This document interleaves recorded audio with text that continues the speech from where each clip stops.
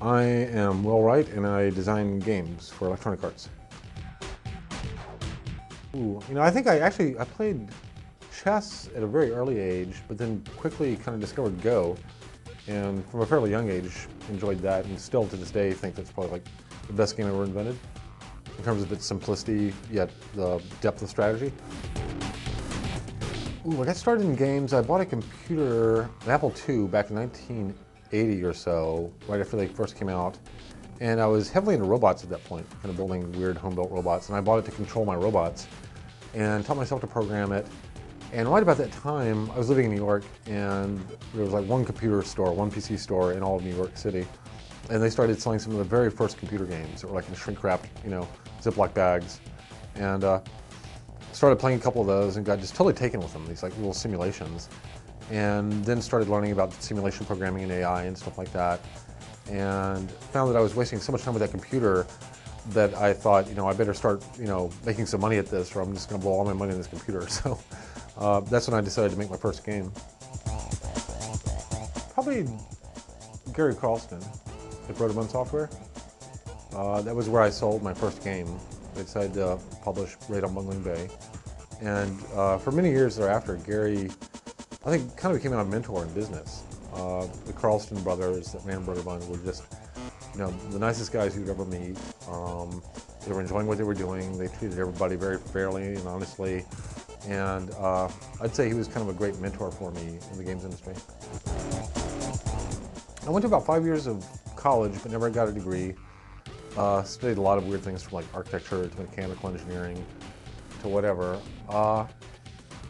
Really, I think, most of what I've learned in games was self-taught, and I've always enjoyed learning. In some sense I was kind of disillusioned by formal education because it was so structured. And when I was a kid, I went to Montessori school up to about 6th grade. And after I left Montessori school, the rest of my education seemed like it was downhill. It was like overly structured, and I wasn't kind of going in the directions that I was motivated to go in.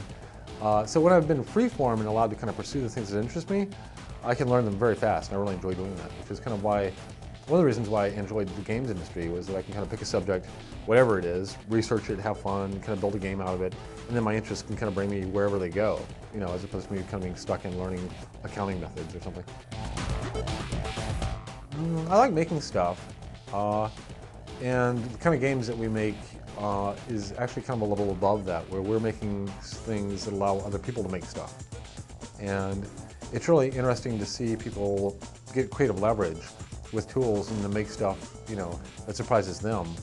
And in some sense, I get kind of the same enjoyment, where we're making those tools that we then give to players that they make stuff with, and we see the stuff indirectly that they made through our tools, In some sense, it's kind of like seeing these imaginative worlds come to life, on the computer. The computer to me is like really cool just because of the fact that it's like this amplifier for your imagination, where your imagination can take form and then you can show it to other people and people can interact with it, it becomes kind of tangible.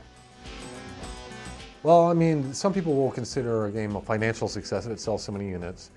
Other people might consider a game a success if it has a certain transformative experience. And you can say that of almost any piece of art. When somebody experiences that piece of art, do they walk away a different person than before they saw it or interacted with it? So, I think that there is some connection between the two. There's also accessibility. You might make this great thing that, 3 people in the world can understand and appreciate. Or you might make this thing that's not quite so great, but 1 million people can get some little benefit out of it. And really, I think you need to look at the two together. How many people is it affecting and how deeply is it affecting them? You multiply those two numbers, and to me, that's kind of the impact that art has on society. I think games need to engage your imagination. The best games I've played, the ones that have really stuck with me, are ones that I'm playing in my head when I'm not in front of the game, which means that I'm able to, in some sense, download a sparser, more abstract representation of the game and be working out strategies. Or what am I going to do next time I'm sitting in front of the computer, or interacting with that game? And in some sense, I'm able to play the game. I'm able to offload it, download it into my imagination, and keep playing it even when I'm not actually playing it.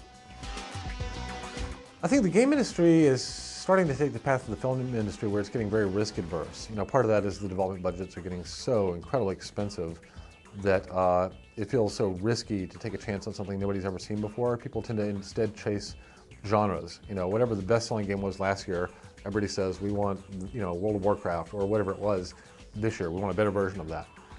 If you actually go back historically and look at kind of what the big games were every year, they were usually really big games because they were well done, well-tuned and polished, etc. And they also had a certain amount of kind of novelty relative to things that were preceding them. So kind of chasing the last big thing, in some sense, is, you know, while it might lower your downside, you're never going to capture the upside that made them a big hit in the first place. So I think that's probably the biggest danger right now, is that because of the budgets, people tend toward that risk-adverse strategy, and it tends to kind of squash innovation. But occasionally, I think we're starting to see now the type of people playing games, the type of games they're playing, we're starting to see things like Guitar Hero and Rock Band, the Wii, games that are really different than what preceded them. And they're, for the most part, enjoying great success, which is, you know, in some sense, this feels to me like the second or third renaissance of gaming because of that. If you're talking about designers, the biggest advice I would give to aspiring game designers is to study design from other fields. You know, outside of games, outside of computers and technology. Look at, you know, architecture, look at fine art, movie making to some degree, although I think we've taken too much from there. But there are huge amounts of things that you can draw design inspiration from, down from industrial engineering, how you design a teacup, to landscape architecture. And I think it's those fields that are going to kind of bring us into new creative areas, rather than us kind of rehashing the same old, you know, Dungeons and Dragons, Tolkien worlds over and over again. I'm not sure if you'd call it a story. My favorite book, I can't even remember how many times I've read, over 10, was always Zen and the Art of Motorcycle Maintenance, Robert Pirsig. There's a story there, but it's mostly a book about philosophy. Ooh, I've always, at a very deep level, been very motivated by the idea of artificial intelligence, and in some degree, to a lesser degree, more particular robots. But artificial intelligence is something that I would really love to spend a few years deeply pursuing in kind of an academic sense. That's one aspiration. I could probably think of 50 others, you know. It would probably be some sort of design or artistic profession, possibly architecture, filmmaking, toy design. I used to race. I wouldn't mind doing racing again, auto racing. I don't think I would want to be a crab fisherman in Alaska. You know? Oh, my favorite artist is probably Stanley Kubrick. Possibly my utter fascination with Care Bears.